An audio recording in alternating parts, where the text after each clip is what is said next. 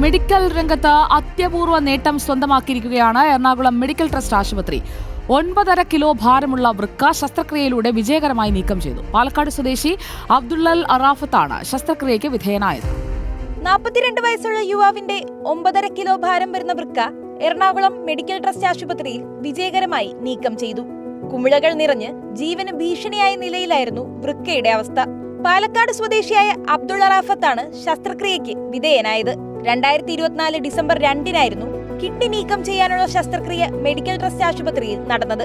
3.5 മണിക്കൂർ നീണ്ടുനിന്ന surgery medical trust ആശുപത്രിയിലെ urologist doctor Sachin Joseph, nephrologist doctor Muhammad Iqbal, anaesthesiologist doctor Joshi Jose എന്നിവരുടെ നേതൃത്വത്തിലായിരുന്നു.